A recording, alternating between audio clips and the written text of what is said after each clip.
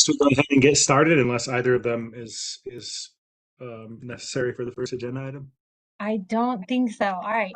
Hello, everyone. My name is Dr. Chelsea. I serve as the program manager for the Region 10 Opioid Abatement Council, referred to as Gateway to the Rockies or GROC. This is our August executive committee meeting. We're going to start with attendance and quorum for all of our non-voting members. If you could just drop your name and organization in the chat so we can capture it for the minutes, that would be great. Commissioner Joel Kemper. I know she's here. She stepped away for a moment. I'll come back to her. Commissioner Marlin. Waving. Commissioner Hollingsworth. I'm here. Thank you. Dr. Ryan. Here. Marie Larson.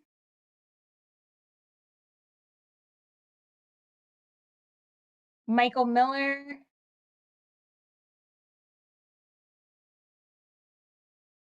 And then Amber Dower was fixing her computer and would be right back. I am here, so you technically do have quorum for executive committee, even though you're missing Michael and Marie. Joining us from the community, we have Susie Newby from Lakewood Police Department. They have an agenda item today. Sarah Alquist and Paula Dahl from Jefferson Center for Mental Health. They also have an agenda item today. And then James Ginsburg from Recovery Works. They have an agenda item today. General updates. So I'm going to do this first because I didn't do it at the last meeting. Jeffco Public Health has a van retrofit line item. This was approved in phase 1, and despite 10 different eyeballs working on the revised phase 2 budget, we all missed this line item. So this is just a quick approval to add this line item for an adjusted $80,000. That brings the new award total to $1,599,391.83. What was approved at the July executive committee meeting was $1,519,391.83. So the total revised budget difference is a little bit higher from the original award. It's $73,702.87. The the advisory committee did think we should approve this item. They did ask if GROC required a procurement or some type of comparative quote to make sure that the best deal was being achieved. And I said, no, that was not the type of oversight we currently had. Is this a consideration for the future? Floor is open for questions or motion.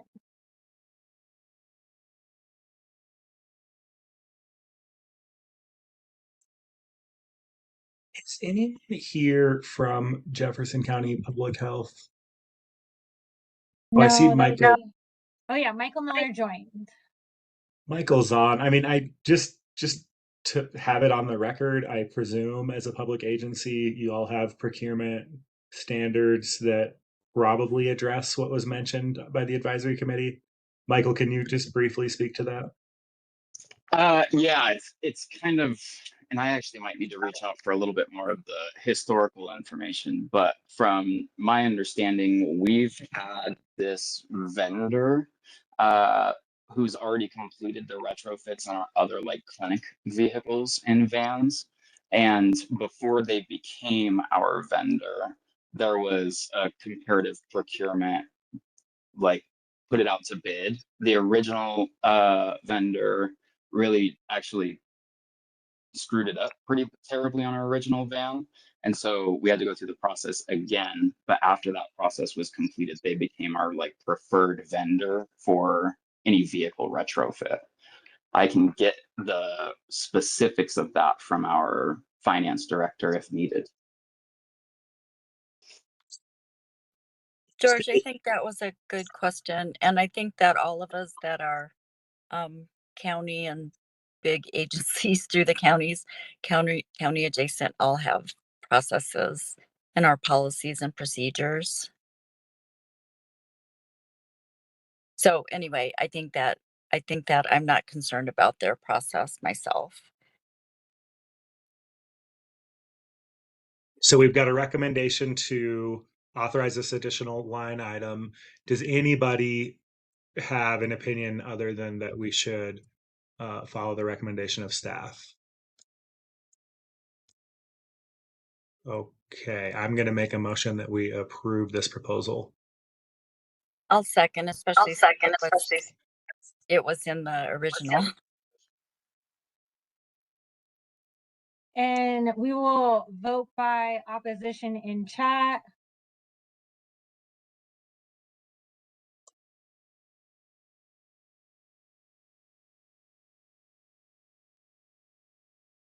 We're not seeing anything. I'm going to say Michael Miller abstained. Perfect. So renewal applications, next agenda item. Renewal applications are currently available for scoring by the review committee. I've sent everyone an email last week when they became available. I sent a reminder email today. Scores are due noon on the 17th. I will be running a score report with the UNA on the 18th, and then I will send out the 8/24 meeting material. So it will be a day late this week, but because I have to run that report with EUNA. There was an issue with Denver Recovery Group. So as a reminder, the two groups are Advocates for Recovery and Denver Recovery Group. I don't know why this disappeared. Denver Recovery Group did not address the application materials until the Wednesday before it was due. And so they did experience some technical difficulties uploading their budget template. I did do a technical assistance training on Wednesday before it was due and the Friday that it was due. So there is a question of, is the council going to accept the budget that was submitted with the application materials, which was $356,939.20 over a 2-year period, or will they accept the correct budget that was submitted late for $511,000, $511,691.20. The floor will be open for questions.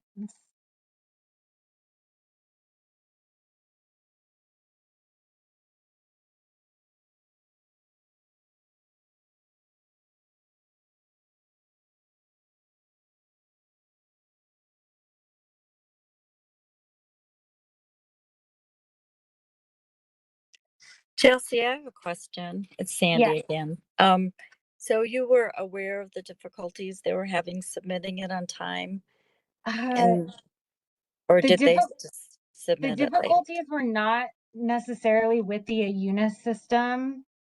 It was, they don't have Microsoft Office on their computers, and the budget template is in an Excel format. So when they download the budget template, it turned it into a numbers file, and they didn't know how to convert the file into an Excel file so that they could upload it. I did offer that technical assistance on Friday. But then they wanted to revise the budget after we had uploaded it, and they couldn't remember how to convert the file, so they didn't get the updated budget uploaded in time. So they submitted the lower one on time with your assistance? Correct. And then they changed it and increased it in the meantime? Correct. Oh, okay.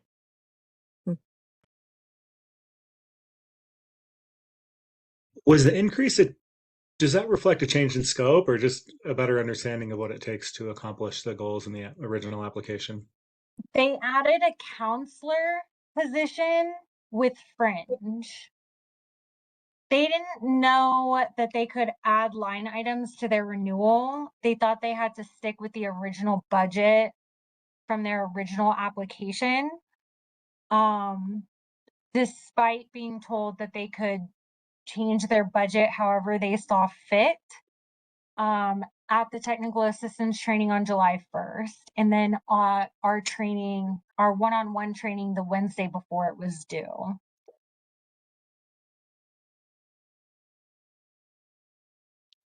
I guess I have a question, because if this is a renewal, isn't it a renewal of what they previously submitted and not adding on? Yeah, that's a conversation kind of that we're having later in the meeting today. Is a renewal the exact same application, the exact same budget, just an extended timeline? Is a budget amendment include additional funds? Can they add line items, or is a budget amendment supposed to be only the line items that were approved? We don't have any policy on that. I think it's reasonable at a renewal time if they need to add or adjust line items because they've been doing the work for a year, that at the renewal application, they have the opportunity to do that. Okay, and I'm sorry, I was trying to jot down the numbers. So the original one submitted was 356. Oh, there it is. But the other is 511, and that's just adding one staff person. Yes. There must be more to it than that. It's just the counselor. That's the only thing that was changed. And so this is a $62,400 per year salaried position plus 24% fringe is $77,376 per year. Keeping in mind that year one is 13 months and then year two is 12 months. So this would be for 25 months. Okay, that helps. Thank you. Yes. And that has to do with us trying to adjust all the contracts into the calendar year and when their current renewal ends.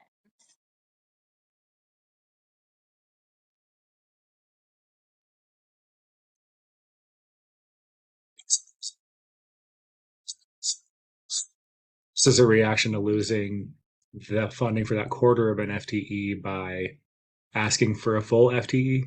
No, this is that's a different award. Oh, okay. Sorry, I'm confusing myself clearly. So are we going to accept the correct budget or the one that was submitted with the application materials?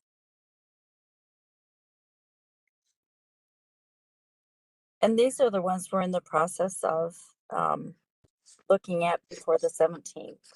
Correct. Would this be the only clinician on their budget, or this was an additional one? They do have a nurse. Okay. That's a clinical one. That one would continue. Then they have a front desk staff that's non-clinical. There's Sonora products, and then so the counselor would be the added position. Okay. I mean, it feels like it makes sense from my end, at least within the scope, to have an actual clinician helping supervise everything. Well, not supervise everything, but support everything. I don't think I'm too concerned.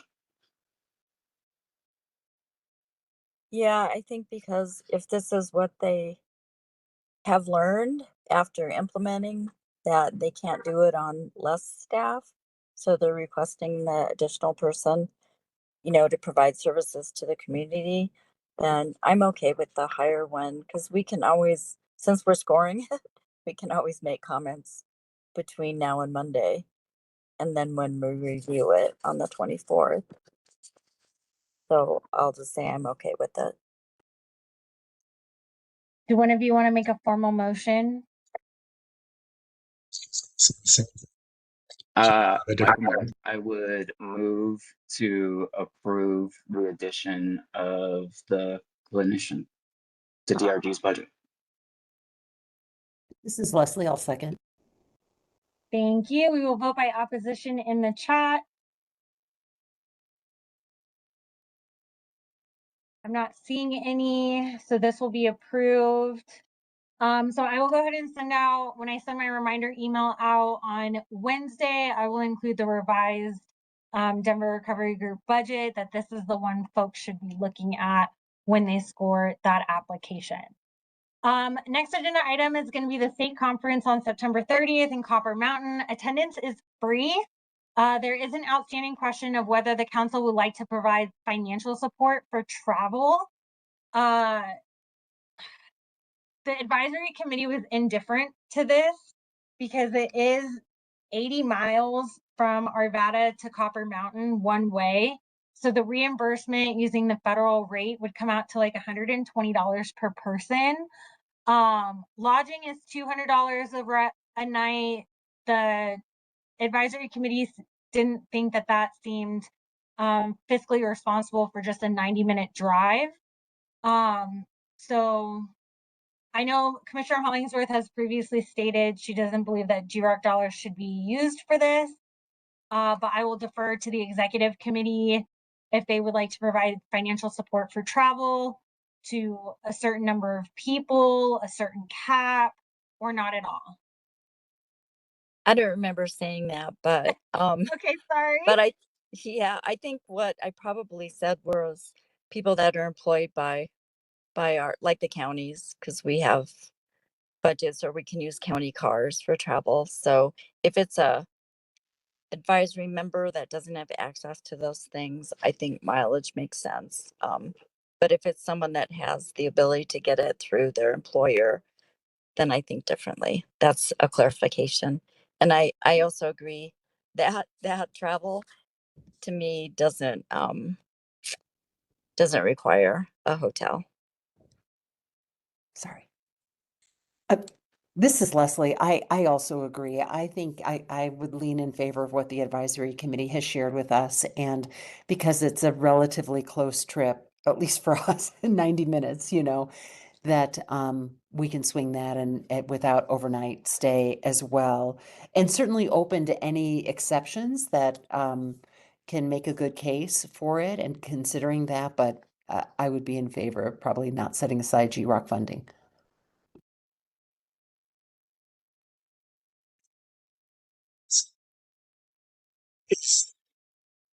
Is there a conversation about a sponsorship coming to us? Not at this time. I remember I was reminded because Sandy, I think that was the conversation that was had last year. I agree. I think that we should. I'm not sure the right amount to put in there, but I basically think that we should authorize reimbursement for folks that need financial support to travel. Do you, Chelsea, do you recommend a cap on number of people, a dollar limit? In the advisory committee, the only people who asked for support were Amber Guitar from Common Spirit, who is an advisory committee member, Linda from Just Living Recovery, who is an advisory committee member, and then myself. So that would be about 360-ish. I'm gonna move that we authorize up to. Oh, sorry, Sandy. Chelsea, do you have access to a county car? Are I you do, able but to then it gets billed back. It gets billed back to GROC. Oh, interesting. I guess our policy is different. All right, go ahead, George. Yeah, no worries. If you were a Clear Creek employee, we'd do the same thing for what it's worth. I'm just gonna move, just in the abundance of making sure that people that need support have it, that we authorize up to 6 people to receive traveling financial support. Just mileage support, right? Yes, just for Okay. mileage.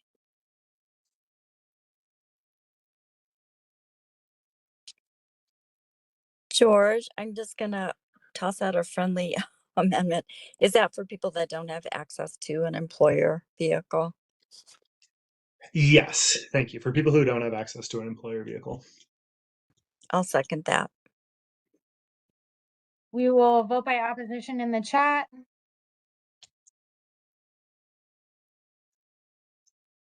I'm not seeing anything, so this has passed. Thank you. Next order of business is that we have a really interesting voting member that is the municipal and courts representative. The IGA is very vague. This is a 2-year term limit. It's currently filled by Kristen Keith.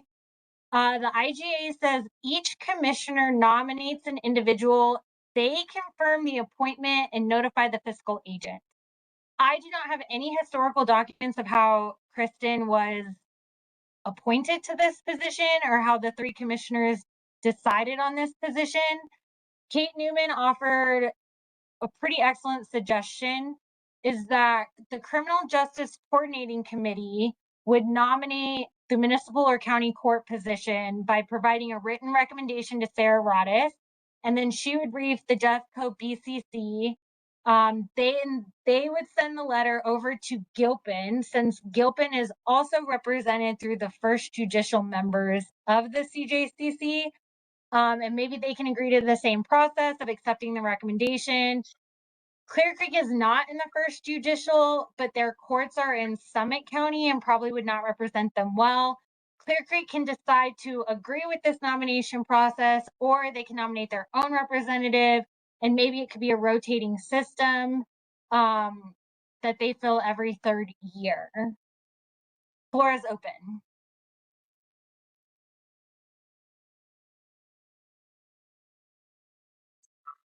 So context, if you look right now, you'll notice the alternate is from the 5th Judicial District and the primary is from the 1st. That's how we resolved this last time. I think the reference to each commissioner was the commissioners that are appointed to the GROC, not the Jefferson County Board of County Commissioners. Correct. And I would rather personally not see a recommendation come from one judicial district over the other. The way we set this up is basically the commissioners that are appointed to the GROC figure out who should be there. And I know that might sound squishy, but I think we know how to figure that out. And it's not business of the GROC, and so I think that we are free to discuss amongst ourselves who we think is a good fit. I hate that my idea is let's leave this vague, but Leslie, I saw you come off camera. I'm here. That's all. Sorry, I did not have a comment on this one. Thank you though for checking. Chelsea, I'll just add that with this appointment, the way it happened was really, I hate to say this, but we're being recorded, right? Do you know anyone? Do you know a judge? Would your judge? Would your county judge? It was just kind of back and forth, and it was thinking of who had capacity and would actually attend. And that kind of led to what we have now. I could see. I agree with what you just stated, Sandy, and I could see something as simple as, if you think it's not an appropriate, a solicitation going out to both court systems. By the way, just gently, we do have a court system in Clear Creek. We do have Clear Creek County judges, and they represent us as well as any county judge from any other county. And so for that reason, I think just a solicitation of the 2 court systems on a biannual basis, and then maybe we just make sure that there's a meeting between the commissioners to, or even we could even have this body like review the applications and say who they like. It doesn't have to be only the commissioners.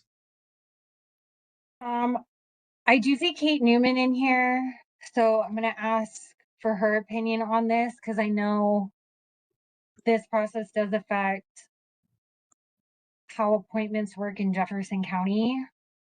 Yeah, no, I think that's fine. We could just rewrite the SOPs to what commissioners are suggesting now.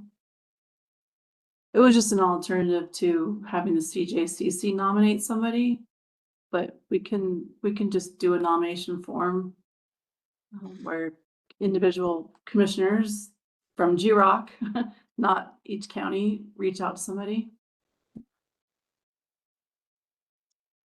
Wondering if someone, like if they knew to apply, if someone that was in the judicial districts either, and wanted to, but we were unaware as commissioners, just seems a little, an extra step that the commissioners have to appoint, nominate the person unless they contact the commissioners. My biggest thing is, I think just getting someone that has the background that's actually gonna participate is my bottom line, instead of just a name on a piece of paper. And this is Leslie, forgive me, the Criminal Justice Coordinating Committee, does that cover all 3 counties? No, and that's the rub, right? That it only covers Jeffco. Maybe with a And little And bit of Gilpin And and Gilpin. Gilpin. So I mean, what's really strong about having the CJCC nominate, just from my perspective, and I served on it early on in my term, is that you have that expertise right around the table to provide an idea or some folks who may be interested to kind of vet it with the group as well. But the problem is it would leave Clear Creek out of the mix. Is that correct, Commissioner Marlin? That said, I mean, I would love to welcome the CJCC or anybody else to offer up names.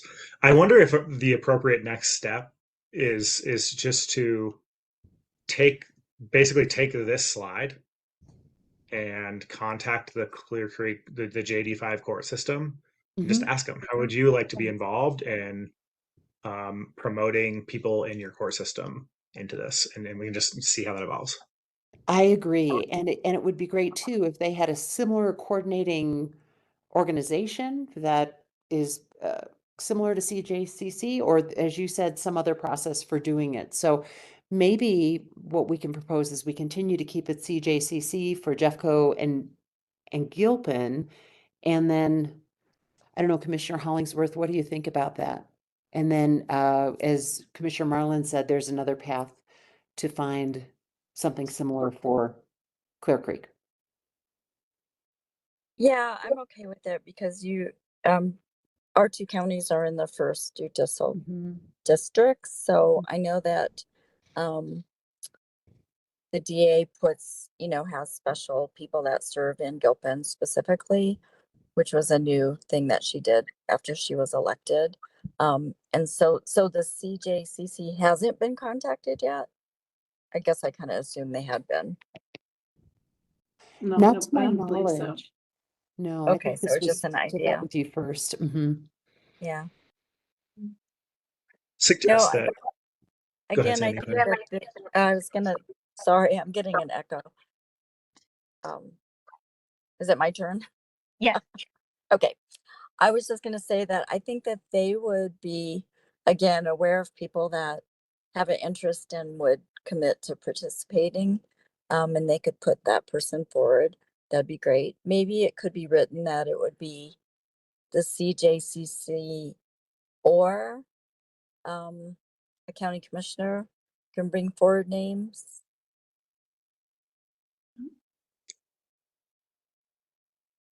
Or, and I like where this is heading, or we just simply say, we will solicit with the court systems within Region 10 for nominees. We don't have to name the CJCC here. We don't have to name a specific committee in JD5. We're just going to solicit nominations from the court systems and then discuss those nominations. I might ask Carrie to weigh in on this. Part of this comes from what is not a perceived conflict of interest for me to participate in the process versus the individual commissioners running their own appointment processes. So would I facilitate this specific outreach? for the commissioners? Well, I'm comfortable, Chelsea, if you wanted to work with Sarah Rodis, our board operations manager, but I think we'd have to find out who the key contact would be for Clear Creek if the GROC is comfortable with that approach. Because Sarah could help manage that as you have worked before together in the past on similar kinds of issues. It's just up to you. I mean, Yeah, the previous conversation was that I should not be directly involved in the individual county appointment processes because that could be a conflict of interest, a perception that I'm picking voters to vote my way as a non-voting member. That it really should be the individual counties who run that. This position, because it covers all 3 counties, I'll wait for Carrie to weigh in. That to me is not as messy to find a representative between all 3 counties and bring it to the 3 commissioners to decide. well, here's a thought. Typically, what we would do in our office, in the Jeffco office, is we would have Sarah when there are boards and commissions or appointments like this. You know, we do it for the Wildfire Commission. Now we're talking about GROC and more.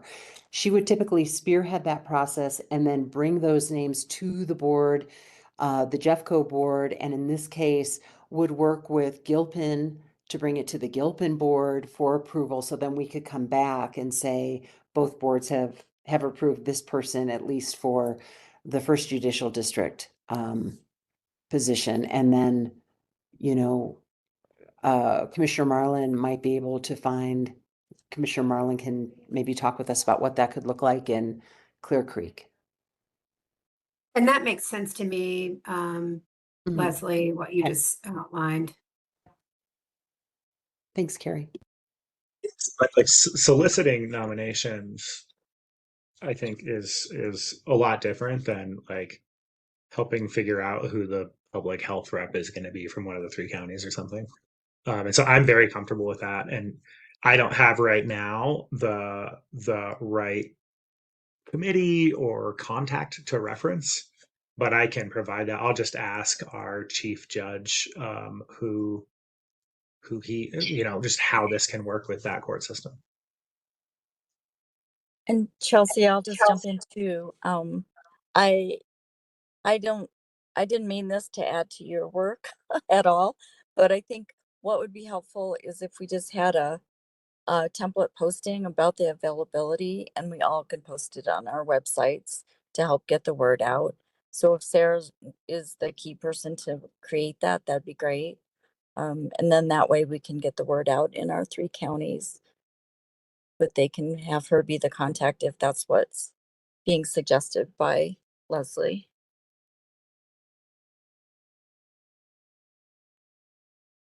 All right, I think I got enough out of this. So in the interest of time, we'll move forward, and then I will work with Kate and Sarah Rodis on getting the language for this process drafted to put in the SOP for future review and approval. And then I will work with George to find out who the Sarah Rodis of Clear Creek will be to help support this process. All right, finalizing summit planning. This is Thursday, October 29th, 2026. We have the final invite list, catering, swag, agenda, and I don't have the worksheets quite done yet. I will have them ready by the August 24th meeting. Let me just pull up my summit template. So we are at about 93 total people plus 10 support staff, so 103. So we have 15 people from Clear Creek, 58 from Jefferson, 18 from Gilpin, and 2 people who cover all 3 or at least prospecting all 3 counties. 22 people from prevention, 14 for harm reduction, 19 for treatment, 19 for recovery, 19 for planning and coordination. And then we have 11 voting members, 8 alternates, 8 advisory committee, 24 grantees, 10 participating local governments. This is super exciting for me. And then we have 32 community members at large. I know Commissioner Hollingsworth previously asked if the third commissioner from each county could be invited. We do have space. That is an option. I am still waiting to hear from the state, the Colorado Opioid Abatement Council, or COAG, on their participation. I've included some PR. Kate, if you can come, I don't have an RSVP for you yet. Any questions about the attendance?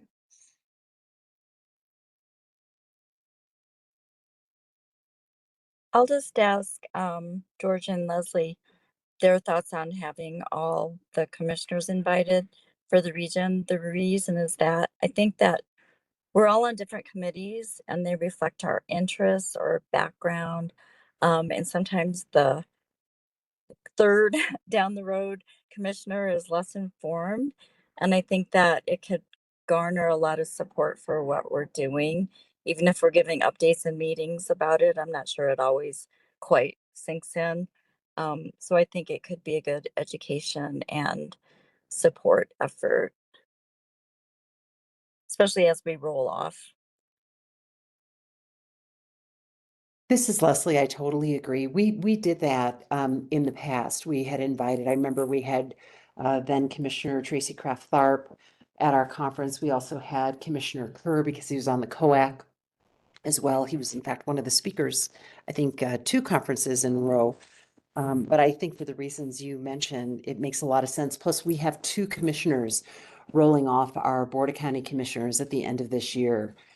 So Rachel's participation, I think in particular, is really important. And of course, Andy's, if we decide that we also want him to do a COAC update or just simply be present, I think it makes sense to have all 3 there. It just means more support and more understanding, deepening understanding about the issues we're focused on and why.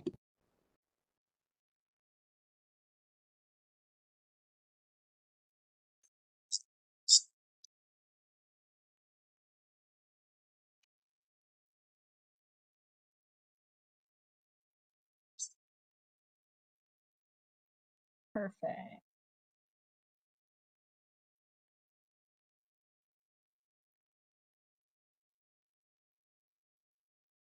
So I will get those third commissioners an invite sent. So the Red Rocks Community College, again, waived the room rental. AV is projected at $480. Wagon Coffee Roasters was $500 for pickup, and that would have enough coffee for 150 people. Breakfast, if we did the burritos from Santiago's, I did 80, would be $325. Jason's Deli for the box lunch, that includes the sandwich, a bag of chips, a pickle, mayonnaise and mustard packet, was originally projected at $150 for 2,200. I can get a revised number for, are we thinking like 115, 120?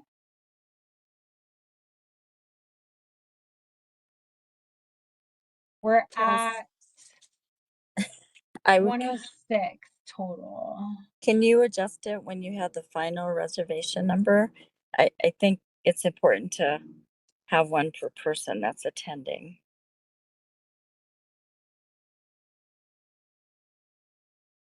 We are at about the final count. So this would just be any, like, at this point, any last minute ads. So we're at 106 on the final count. Are you still trying for 150 or you're gonna call it No, in? Okay. So because I said, would like to have all catering finalized and ordered by next month. Costco, this was just a quick I was grocery shopping and was like, oh, that can of sodas times, I need 150 sodas. like 110. Amazon had like the badge and the lanyard. They were packs of 100. And again, I was prospecting at that 150 number, was $42. So this will be a little bit less. Elevated impression for the tote bags. Remember, this is a Gilpin County family who is in recovery from opioid use. And so that our funding is going right back into the community. 125 bags was estimated to be $975. So I was going to ask if this group could approve $4,700 so I could start locking in invoices from folks. This is Leslie. I'd like to make a motion to approve the ask of $4,700 in conference expenses and just say great job, Chelsea, on this. The great work overall. Thank you. Thank you. I'll Uh, happily second. Can I ask just discussion on that motion? Is it wise for us to do 5,000? I think we can trust Chelsea to identify $300 in additional needs and spend that well if needed. I like you to have some flexibility and not have to like come back for something small. You're doing it county style up to 5,000. Barring any objection, I am happy to change the motion, withdraw my earlier motion and change the motion allowing up to $5,000. I'll second that. Thank you. Thank you. And I will bring all final receipts to this group for approval. But that way Kate knows that she can sign off on things as they come across her desk. We'll vote by opposition in the chat. All right, awesome. Thank you so much, everyone. And then just a quick look on our agenda. So we'll start at 8, from 8 to 8:45. We will do a breakfast and networking. At 9 a.m., we will have our welcome by our GROC chair. We are going to have a recovery story. This is going to be Austin from Recovery Works. I was hoping to have the coag. This might end up being Andy Kerr, Jack, Jamie, or possibly Phil Weiser. I am going to ask Leslie to lean into her connection and follow up on that one. Then we'll do a GROC in review from 2024 to 2026. I will be presenting that. And then we will have GROC looking ahead by the Omni team. And so they're going to review evaluation data, set expectations for the breakout groups, and this will be the public launch of our data dashboard. We'll have lunch and networking, and then we're going to do a funding area breakout group, and that's about an hour long. We're going to review the strategic plan, discuss needs and gaps against Exhibit E. I do have that draft worksheet. I will have that for you for review on the August 24th meeting. And then we will do transition into a service area breakout group. So my hope is that by doing this first, we can, people from each county can find those that they're really interested in that work and invite them to the specific service area breakout group. Same thing, there is a worksheet to help guide the conversation. We will end with a grantee panel facilitated by Omni, and then we will close with our GROC vice chair. So looking to wrap up from 8 a.m. to 4 p.m. Any feedback here?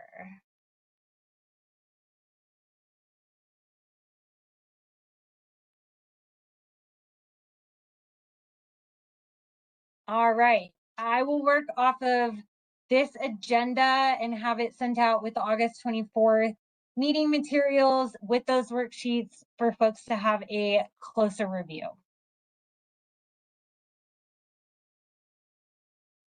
Transitioning to grantee budget amendment request, I'm gonna show you the next 3 agenda items as a preview to kind of set this overarching conversation. And then we will go back to Recovery Works. So Recovery Works is a current grantee, and they are experiencing influx in programming.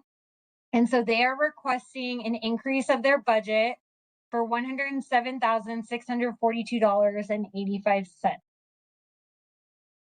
Lakewood Police Department Co-Responder Program is a current grantee. They did not bill in Q1 due to hiring delays. And so they are requesting a zero additional cost contract extension, as well as moving funds between line items. The next conversation is the Jefferson Center for Mental Health Soteria Landing. This was awarded in early 2026 through special projects for $2.5 million in capital construction costs. The organization can no longer meet funding requirements and will no longer be pursuing Soteria Landing campus. They are requesting to reallocate the award. The council does have the option to rescind or cancel the award since the contract has not yet been signed.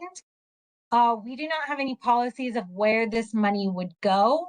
If we would just put it back in the general funding pot, if we would use that funding for the current grantees to request budget amendments in a sort of non-competitive way. So that's the big picture, and then we will return to recovery works in this budget amendment. So as I said, they are experiencing an influx of clients for MAT specific rooms that are currently funded by GROC. They wanted to add a line item for rental assistance and room repairs and maintenance. They did lose funding for the 0.25 behavioral health director position. They are seeking to repost it as a 1 FTE to accommodate the influx of patients. Grace would like to know how the council fundamentally defines a budget amendment. They think this should be moving things around within existing line items. It should not be to request additional funds. That would be countering the council's previous position on this.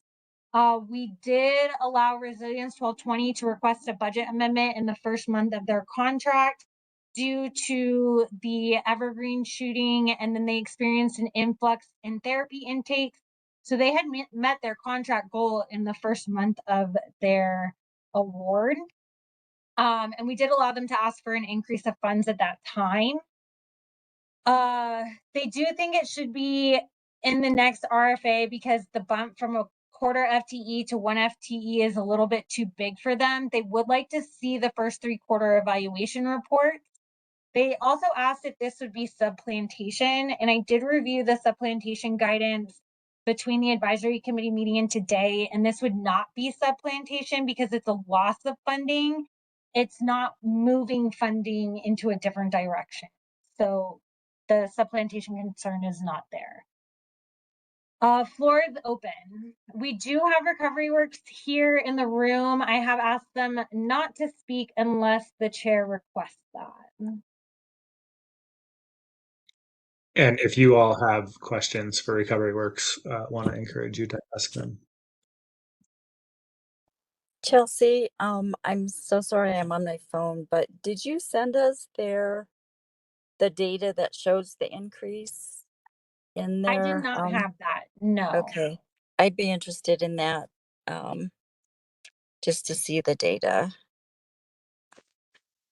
James, do you have that available?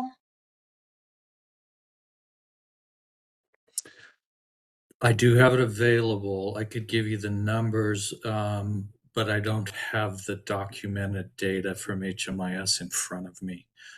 We've currently met in the first 3 quarters both goals of MAT clients and total served. And James, where are you providing the MAT? Because I know our counties have different models and provide MAT in different ways. Yeah, thanks, Sandy. So we're at 33 unit motel on I-70 in Colfax. So each guest has their own room. The MAT is typically prescribed and inducted, has been from a third-party provider in the community. And then we're monitoring it with Stride Community Health, who's providing in-kind services on site. All right, thank you.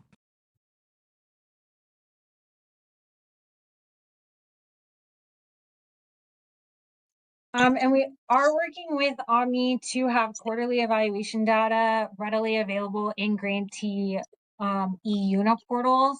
That will launch hopefully next week. We wanted to review the format with the grantees at their learning forum on Wednesday.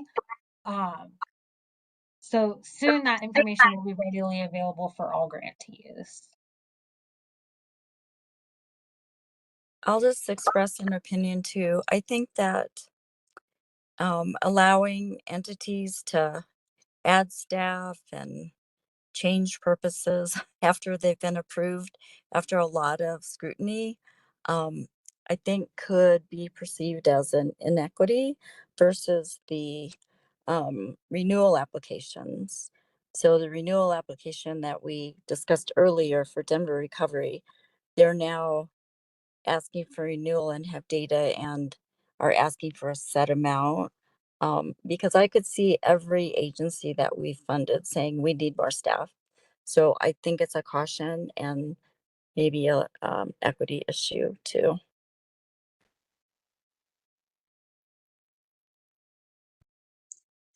So, I'm curious. So I can, building on what you said, which I agree with the principle there. We have a budget amendment request being precipitated by what I want to focus on is there was a loss of funding for a quarter FTE behavioral health director. And am I understanding this correctly that your response is to ask for a full FTE to replace that funding? Yes, Commissioner, that's part of the ask, and it's really driven by this incredible demand that we've had and needing to put folks on a wait list, which doesn't serve our population very well who's unhoused. But that, to answer your question, yes, going from 0.25 to 1.0 FTE. So then, and this is, I guess, Sandy, now this is for you. You could view this very similar to a previous budget amendment request where a program started up and saw demand grow, and just this is evergreen. Chelsea already mentioned it. Do you think this, in your mind, is justifiable to say, yeah, we see more demand in an existing program that we're funding? Are you asking me? Yes. Yeah. I guess I feel a little strapped right now because I don't have that other one in front of me to see why we approved it. Besides just demand went up, we want more staff. So I think that, like I said, every agency can say that because of all the budget strains that are happening right now. But going from 0.25 to 1 is kind of a bit, it's not in the scheme of things, it's not a ton of money. So I guess I can't compare apples to apples, that situation with this one. So Resilience 1220, they wanted to cover more free therapy services for youth.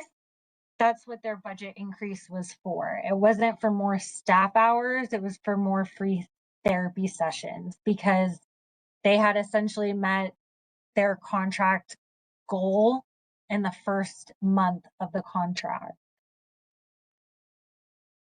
All right, thank you.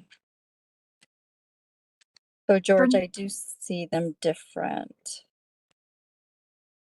For me, a budget amendment is not a change in scope of work. And so if they were to say, hey, we said we were going to serve 50 people in a 2-year period, and we've already served 50 people in 3 quarters, can we have additional funding? That's not a change in the scope of work. So to me, that would be a budget amendment to come to the council.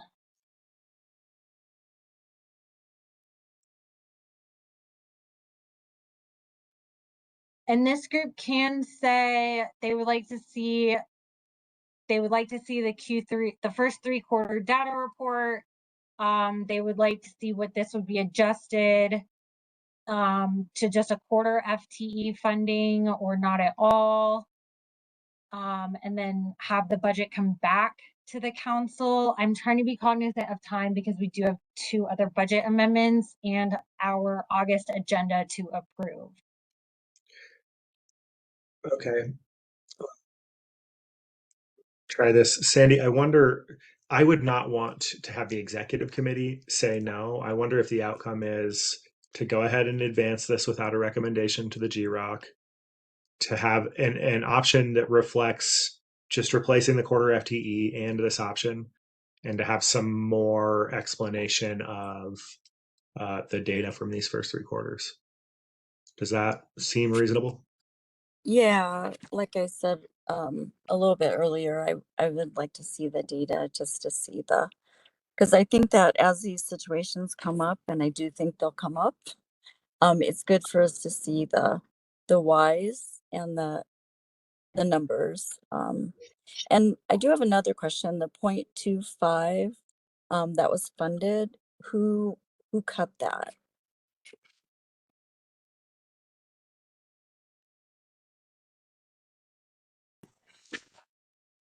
Sorry, that had been funded by homelessness response grant through DOLA. It was originally a federal ARPA, American Rescue Plan dollars that expired. So it wasn't cut, it was just expired. Okay. Thank you.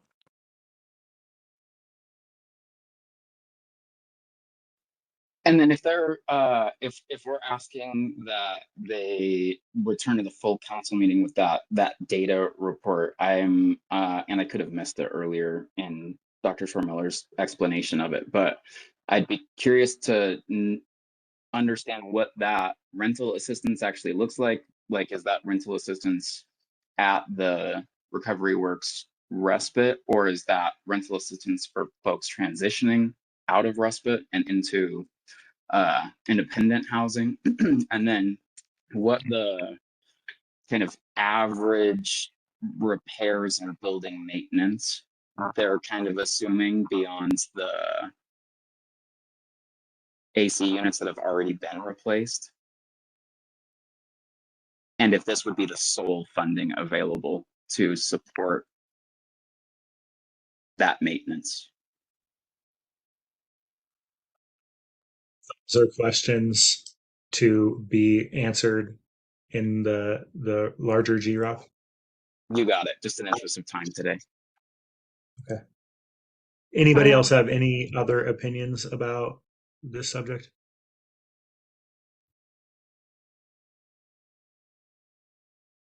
Not seeing any. So let me see if I can capture all of this. We talked about advancing this to the larger GROC without a recommendation, asking for an option that is pared down to just cover what was lost, and then asking for answers to those questions that Michael suggested. So that is the motion. I'll second that, George.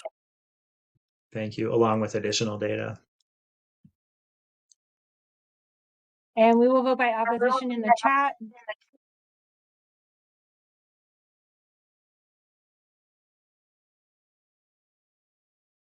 All right, this will advance to the full council with a revise and resubmit without a formal recommendation. I will work with Recovery Works on getting that information collected. The next one is going to be Lakewood Police Department. To restate, they did not bill in Q1 because of a hiring delay. So they are requesting to reallocate funds across some different line items. I did ask them to split their personnel line item into individual line items. That way it's easier to track staff changes. So they have 2 different staff. That is now 2 different line items, salary and fringe per line item, instead of 2 salary, 2 fringe combined in 1 line item. That's a lot harder for Amber and I to track at expense report audit. They did have a change in staff salary due to city job reclassification from the time the application was submitted. to when that actual hiring occurred. That was a 1-year difference, so that makes a lot of sense to me. And so they are requesting a 0 additional cost extension by 1 quarter. And the advisory committee or Grace did not have any concerns about reallocating and adding a Q9 extension due to hiring delays. They have a recommendation to approve. So their changes are highlighted in yellow and red. Floor is open. In the interest of time, I'll make a motion to approve the extension. See how it goes. I'll go ahead and second. Is that also the line item reallocations? Yes. Okay. And Leslie seconded. And is there anything in? We will vote by opposition in the chat.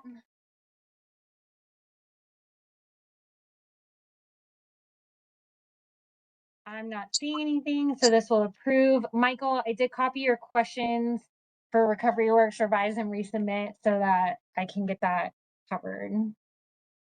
Thank you. You got it in just like seconds before me. So I appreciate the capture. Perfect. All right, last agenda item. Just a quick comment from me on that agenda item before we move on. This is becoming kind of frequent that we hire someone or that we give a grant and a hiring delay causes a 0 cost extension. I think that it's worth looking at the way we write contracts just to sort of make decisions like that more automatic. I just wanted to put that on the record. Carrie might need to weigh in. Could that just be a delegation to me to approve that if a 0 additional cost contract extension is needed due to hiring delays, I can just approve that? We could either delegate it or we could just start to write it into the contracts that like the contract starts when the hire is made or something like that. We don't have to solve it here. Let me think about that, because I also don't want to shift contract end dates out of the calendar year.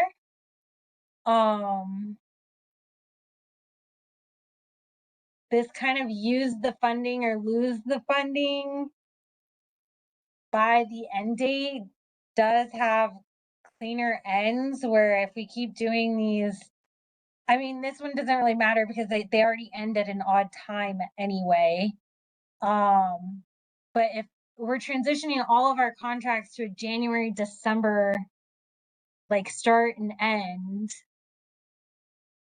that's going to ruin the cadence of when people apply for renewals and how we start the renewals.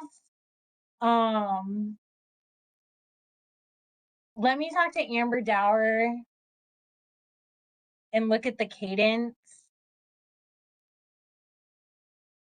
Yeah, that's fine. I'm not trying to insist on any particular solution here. Thank you. I've probably taken enough airtime on this little thing.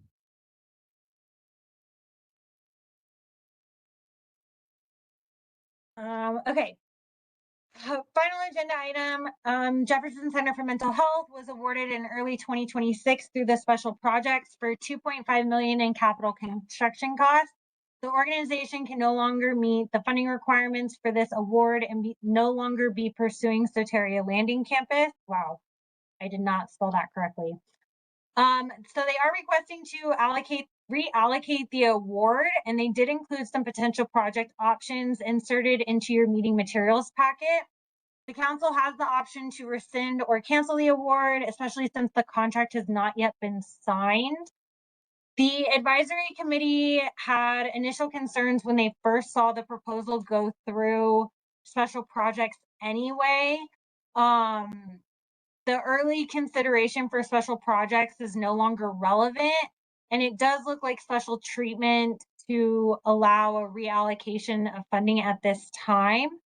The second option that they provided, which is supplemental funding to uninsured or low insured individuals, does have serious regulatory concerns as previously discussed by this group. How do we know that the money is being used specifically for opioid use disorder? How do we know that insurance checks were actually performed and other funding was not pursued before this? That's just been an ongoing conversation with scholarship type funding in general for any organization. There is an opportunity to create a policy or process for future preventing of reallocation.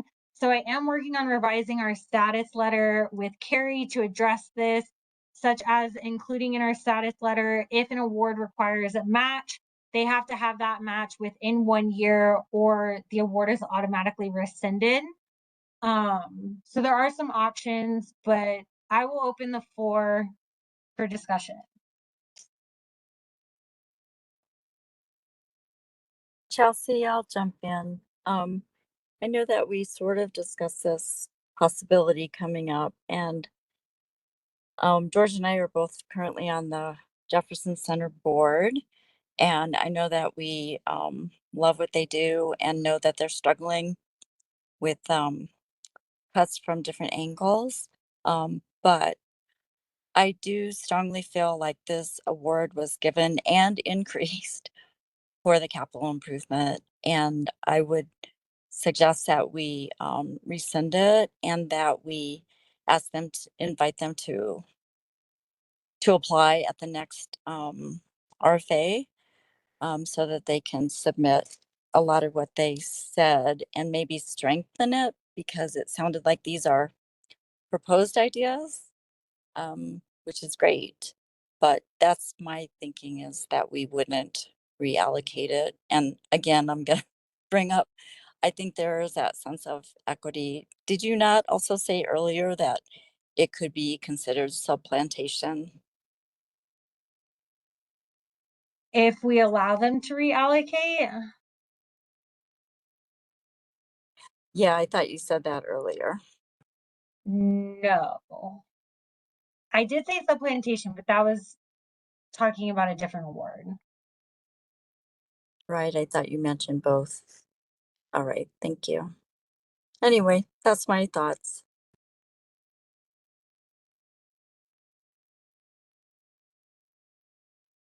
This is Leslie. I'll jump in. I agree completely. We had an opportunity to talk about this issue uh, on our Jeffco Board of County Commissioners. And as you know, Commissioner Zenzinger is our liaison to Jefferson Center for Mental Health, an organization, or Jefferson Center, that we know does incredible work.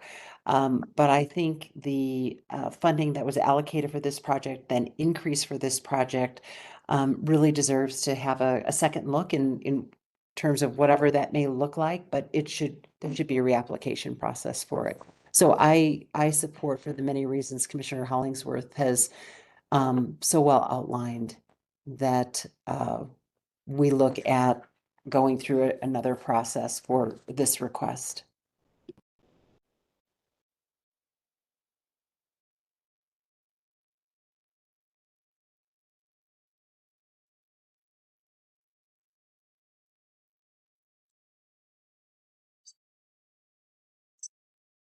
See such a great idea not get to the construction phase.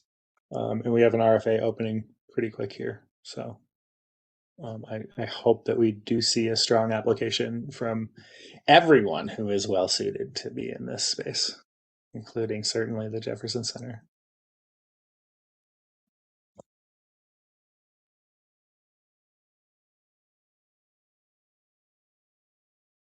I'm looking for a formal motion. GCMH is also here to comment if the chair directs. Sarah Alquist, do you have any comments? Just want to express again, just we appreciate your support in this initial decision, and we remain committed to the community, and will of course follow your lead as you guide us in the right direction.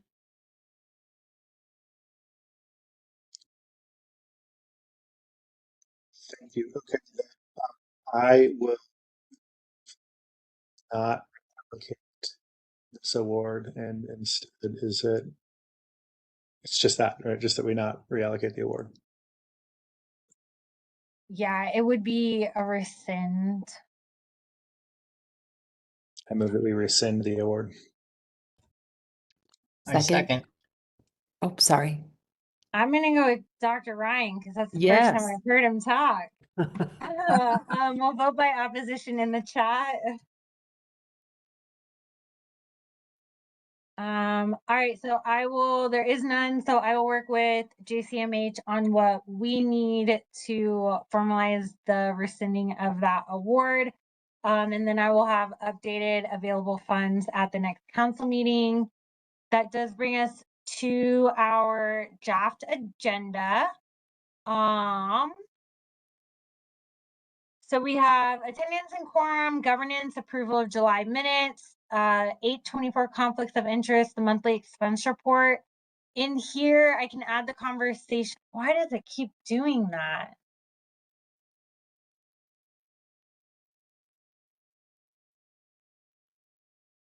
Add the conversation about the council approving a half FTE administrative assistant for the program manager. That conversation was previously had in the executive committee. We are working a little bit closer to making that happen. So we'll just need full council approval for that to continue pursuing that. General updates, state opioid conference, grantee updates. Briefly here, Recovery Works will have the R&R, Lakewood Police Department, Jeffco Center for Mental Health. I'll probably put Recovery Works last. That way we have time for the R&R, and the other grantee updates are just that. Summit planning, I will have the finalized budget, finalized agenda, and worksheets in the meeting materials packet. I was going to present the request for information results, but I have an extremely low response rate of 0. So this probably will not be ready until closer to the summit. We will have our renewal applications, discussions, 20 minutes for each. And then we have our meeting forecast, the advisory committee meeting. On the September 14th executive committee meeting, I will be at the AUNA conference in Texas. This is the first day. It doesn't look like I will have a conflict. I will be able to do this, but I will work closely with Omni to step in and facilitate. I was thinking about if I could cancel it and reschedule it, but we do have stuff to talk about at that meeting. So it'll probably just be myself or Omni facilitating, and then we have our September 28th full council meeting. Any questions, comments, concerns about the agenda? A motion to approve. Chelsea, I'll move to approve that.